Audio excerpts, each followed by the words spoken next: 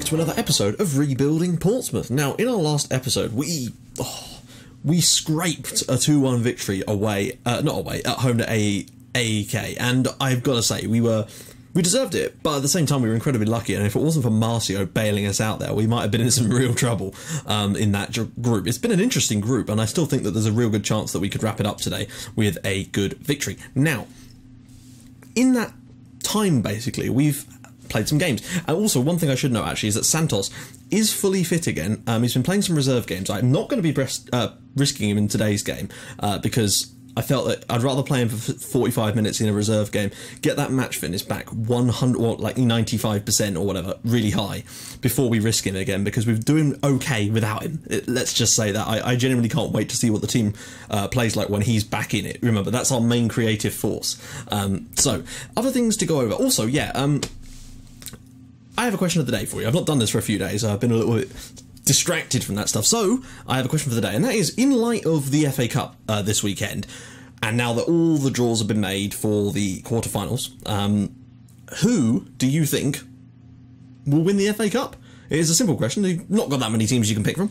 Who do you think will win it out of those teams? Personally, I think that my guess out of those teams would be Manchester City. That's just my guess. It could, Magic of the Cup and all that, it could be anything. I'd love it to be someone else. I'd much prefer it to be someone like Blackburn or Bradford, come on, or Reading even. Any of those sides would be amazing, but it probably is very unlikely. But then Wigan beat City in the final, so you know what, anything can bloody happen, can't it? The other thing is, and I asked about this in my Red Star save earlier, basically, we're at about 4,600 subscribers at the moment, which is really seriously amazing, so thank you.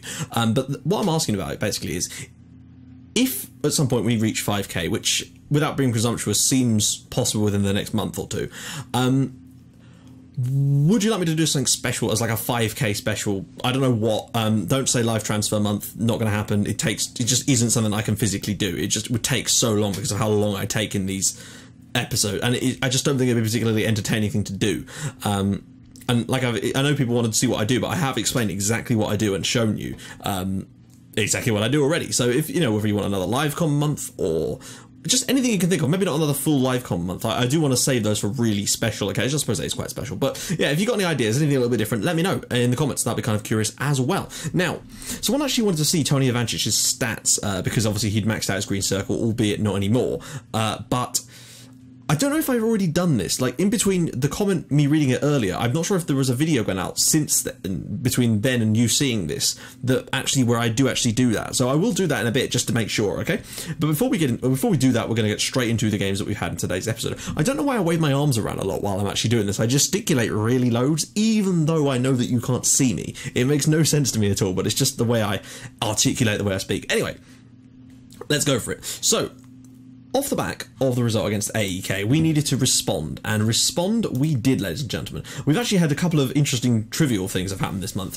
Some sort of lotted things that I can just be like, wow.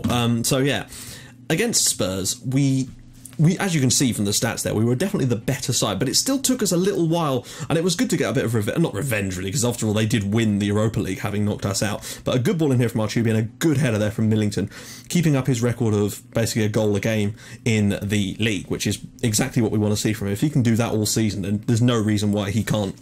He better be in Team of the Year if he does that. Then 33 minutes on the clock, some lovely work here on the edge of the area. We get a little bit lucky with the ball, where the ball comes through, but a lovely finish from Artubi there. He just has a goal in him. That's his 4th goal of the season already. He's big, he's tall, he can finish, he can cross, he's brilliant. We then decided to go over defensive in the second half, and I thought we'd got away with it, but unfortunately Spurs did get a late goal back, but it wasn't enough for them to get anything out of the game. The clean sheet was gone, but it doesn't matter because we won the match and keep that winning run going, which is important.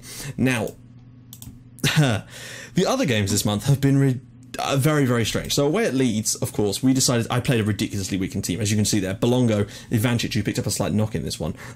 Also, important to note, Robert Gray got injured in the Spurs game and is going to be out for 2 months with strained knee ligaments, and that is going to be a big miss, because you know how important he is to the way that we play, with the way that he intercepts everything. So obviously we're going to see a lot more of Dylan Verstraeten over the next month, or potentially Garincha, just depending on how that goes. So that's disappointing, but you're just going to have to get it. We've been a lot better with injuries lately, although this season we've managed to come through them. We've had injuries, but we've managed to push on through. Ivancic got injured in this one as well, but no serious after effects, so to speak. So as you can see there, Belongo, Ivancic, Kumalo, Garincha, Marcio, Borges, Musonda, Parsons, Tercio, Marcelo, Barnes, Millington eventually came off the bench, and Worley. Millington was forced off the bench because I had to make all kinds of changes when Ivancic got injured. But as you can see, we've done it. It's the first time on FM15 this year that I've managed to do this in one of the games I've played, basically, where I shut out a team entirely. Leeds United, in the cup here, did not have a single shot on target. Oh, sorry, no, didn't even have a single shot in this game. Not that we was particularly brilliant. We probably could have had more goals, but one was all we needed, really. It was a lovely work and eventually put in the net by Charlie Musonda, of all people. A sort of forgotten man at the club. But that was all we needed to go through to the quarterfinals of the League Cup, and there's not that many big sides left in it. That's what I would say. Manchester United are probably the only other side that are better than us, or even on a par with us, that are left in the cup. And there's some real weaker teams still in it. We've been drawn against Everton in the next round at home, so I still think there's a good chance of us getting through there. United got Charlton though, so that's a bit unlucky, but there is also an all-championship tie, so potentially we could get ourselves, if we get through against Everton, a really, really cushy draw in the semi-final. 2 legs against the championship side, I think we'd be absolutely cruising towards another cup final, but the chances are it would be against Manchester United, and, well, you never know. We've beat Manchester City this year, you just never know what could happen. Anyway, in our last game of the month, we played against, not last game of the month, I don't know why I say month anymore, we don't really do it by the month. We played against Southampton. And this game, as you can see, again, Southampton didn't muster a single shot on target, so that is 2 consecutive professional competitive football matches that we've not conceded a single shot on target. That is impressive. They had a lot of shots, but as you can see, didn't hit the target with a single one of them. Now, Millington again here was an absolute colossus for us, and it took a little while to get going again, as we sometimes do, but around that between 20 minutes and half time seems to be, we are just lethal. Lucarelli's ball in here, cleared away. Southampton were pretty poor on the night. They're struggling in the league at the moment, so this isn't a huge surprise, but it was nice to get a big win over them, just for the fans. Ball play through, and as you can see, horrific defending there, and Millington puts the ball in the net. Now, watch this next goal. I'm pretty sure this is, I think it's Lucarelli's free kick now. Watch what happens. Watch what the ball doesn't deflect back off of. The ball doesn't even hit Fraser Forster when it comes back off the crossbar, but it deflects in off him anyway. That is something that they really do need to fix, because it's, you know, physics, people. Anyway. And then just before half-time, a lovely bit of play here. Vanos' ball in, and Borja Gomez with a wonderful strike to make it 3-0. So at half-time, I thought, right, well, we're going to shut up shop and try and keep the clean sheet and just sit on this and get, you know, a good, comfortable win. And in fact, a couple of minutes into the second half, some more horrific play from Southampton. Terrible defending there. Millington, good touch, and dispatched the 4th of the match for us, and we kind of sat on that forevermore. He's now got 13 this year, and I believe it's 11 league goals in the... 11 league goals as well, which makes him the top scorer in the Premier League. We're doing everything right. And taking a little look at the league, as you can see, we are still not top of the league. We've scored the same amount of goals as Man United, same conceded and same goal difference, of course, but they've managed to win all 10 games to start the season, so no matter how well we've played, we just cannot get to the top at the moment. 5 points clear of Chelsea and 6 points clear of Manchester City. I tell you what, I think there's a real chance of us at least maybe getting in the top 2 if we carry on playing like this. Also important to see is that we're 8 points clear of dropping out the Champions League places after just 10 games. So I think Champions League football isn't going to be much of a problem to get next year. As you can see there as well, Millington has 11 goals in the league and is the league's top goal scorer. If he carries on like that, there'll be lots of lovely things happening. We actually got Southampton's manager sacked as a result of that game as well, which was always a bit fun. So let's go on to the squad. Top goal scorer, Norman Millington, 13 goals in 17 appearances is pretty quality. Vanos has got 5. Gomez has got 5 as well. And then we've got Archubi and Marcio with 4 each. And lots of players have contributed goals, which is good. Assist-wise, Vanos has got 7, and that is the most. Archubi has got 5, though, which is also nice to see. Player of the match, Archubi and Millington have 4 each, but Pierre Peters has also managed to chalk up 4 on loan. Yellow cards, Ivancic has 7. Red cards, Ivancic of course has 1. Average rating, Archubi's been superb. This is why I'm desperate to get Santos back, so we can have players like these guys on either wing. It's going to be a bloodbath.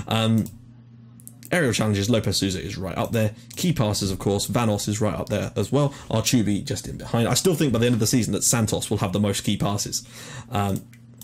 Key tackles, Robert Gray, that's why he's so important. And interceptions, 210 interceptions so far this season. He's hugely important to us. Most expensive players, Santos and mistakes leading to goals, Ivancic, Peralta, After and Parsons with 1 apiece. So let's get into today's game. I think it should be a simple case. I mean, they're playing that system that we like to play against, and I can't see us playing as badly as we did in the last game. Santos is on the bench, but I really don't see that. Like, he's not fully match fit yet, and I don't want to bring him on at any stage in this game, really. Ideally, I won't have to. So Lucarelli will be good there. Ivancic is suspended still, or wait, what is it? Where is Tony Ivancic? I feel like I'm not seeing him. Oh, what am I doing? Why am I doing? He's on the bloody pitch. There we go. So this is Ivancic's stats for those of you who wanted to actually see. Lots and lots of green. That's what I would say. I think I might have already shown you his stats, but there you go. That is his stats. Still only worth £13 million. I don't even know how that's possible, but I suppose it's because he plays for Portsmouth. So let's go for this, guys. Now, I'm not entirely sure how the league is shaping up. There we go. So a win for us here would make sure, and if Bayern Munich beat Sampdoria, that would mean that the last game of the group would be irrelevant, basically. Because we could be 6 points clear of both of them. But we would still have to, you know... We'll see, basically. We're going to, obviously, we may not be able to live-com all the those games because it would be pointless, and we don't want to live-com dead rubbers. I'd rather do the Manchester United one in the league. If we can, you know, if we can get ourselves qualified, there's no point in doing the dead rubber game. We may as well show the Manchester United league game because that's probably going to be way more exciting and have way more on the line. I could have sworn I changed that. Oh, okay, I see. See what I did there. Right. Here we go. I think a win is... Except we have to win here. I'd be very surprised if we don't. That's sort of the way I'm looking at it. 55 seconds into the game here. He's not going to get sent off already. That would be amazing. Ah, that would have been brilliant. Imagine if he got sent off in the first minute of the game. It's great to have Ivancic back in there. He missed one game for us. And you know when he's not playing, believe me. He's such an important player. He just hoovers up the ball. Vanos' ball through. Millington surely won't be able to reach that. Oh, he very nearly did. And... very nearly could have made it 1-0 to Portsmouth here. I think this is the sort of game where he could potentially fill his boots if he wants to.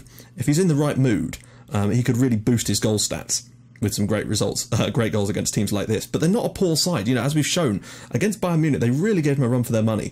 And clearly, you know, maybe in real life at the moment they're not the best team, but in FM at the moment, in this part of the save, they're clearly packing some kind of punch, evidently, you know.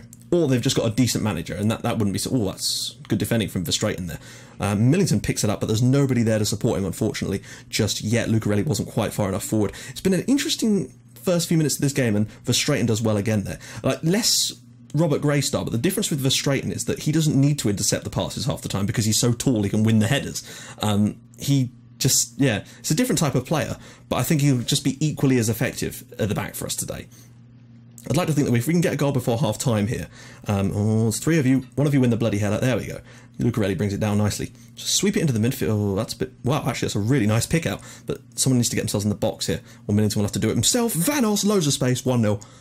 9 minutes on the clock, and it's been coming... oh, it's been coming. Millington with the ball. Vanos with the goal. And Millington does really well to take on his defender. Drive in there, and I thought he was going to shoot, but actually drops it off of Vanos. Takes it around his man, and there we go, 1-0. Vanos got like 15 goals for us last year, and I can easily see him doing that again for us this year. He is going to be one of the most important players in this save going forward, as we're sort of assembling our sort of dream team, so to speak, and he is definitely going to be part of that. I think we're sort of getting most of the positions sorted now. Ivancic is part of the dream team, Santos, Archubi, Millington, Vanos, perhaps another... oh, no. That's not what I wanted to see. Okay, guys. It's going to happen. I didn't really want it to happen, but it might have to. We're going to see Santos and Archubi on the pitch together. If I was AEK Athens right now, I'd be scared. Bayern, there you go, beating Sampdoria, which is important, because this would pretty much as good as put us through with them in the same game. We would still live-con the next one, I think, though, because we don't... well, it depends on what kind of league matches there are, I guess, around it, because it wouldn't be a complete dead rubber. Millington played through on goal here, takes one touch, sets himself, and it's a poor finish from Millington in the end. We do need a second goal, guys.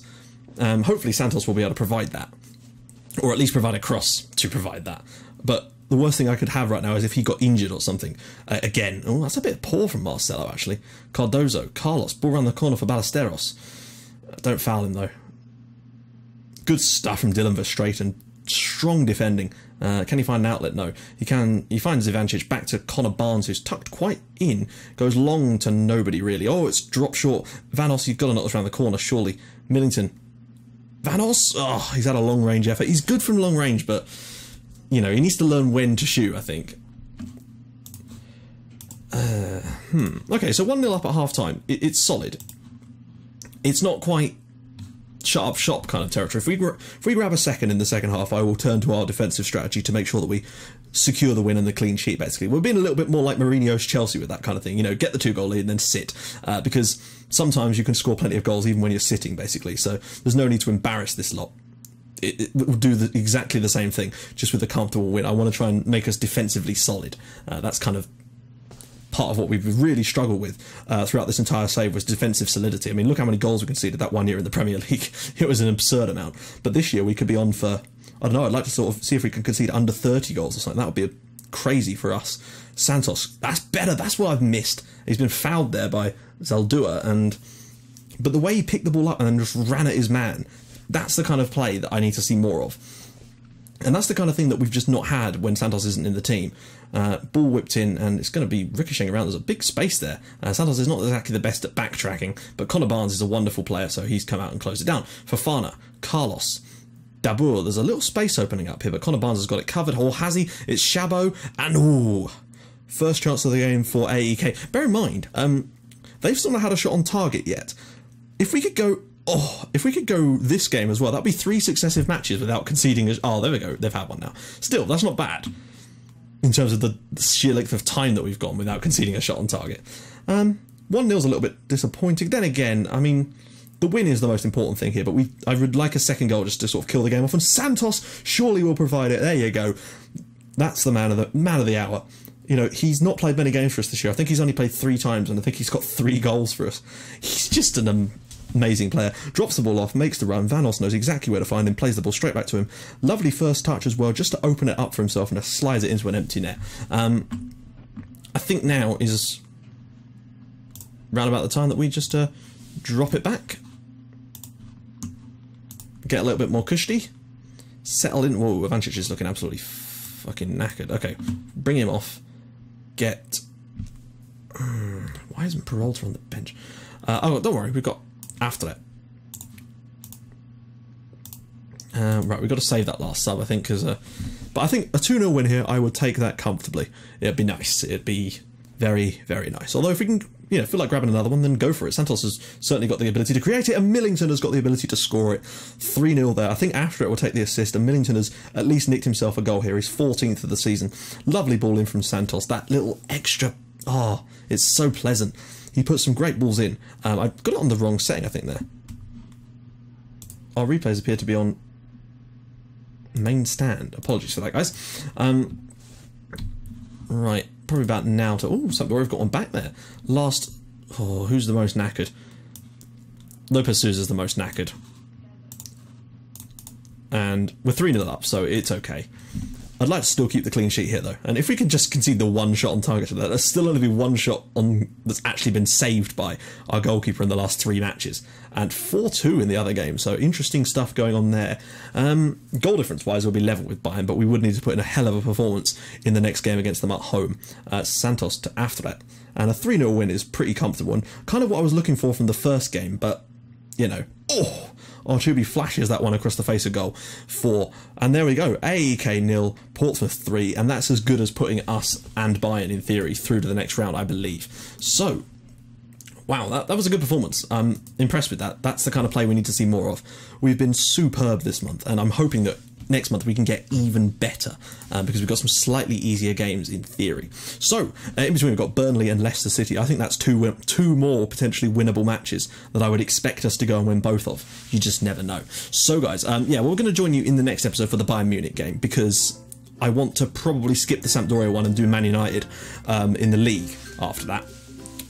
So yeah, that's pretty cool what we're going to do. So guys, if you like what you're seeing, please drop a like on the video, and if you'd like to even more than that, please subscribe to my channel for more Portsmouth and Red Star Belgrade in your inbox every single day at 5:30 and 8 o'clock. And I'll see you guys in the next episode for the Bayern Munich game, which is essentially a battle to see who will win the group. Hopefully we can come up with a miracle. Only time will tell. See you guys in a bit. Bye-bye.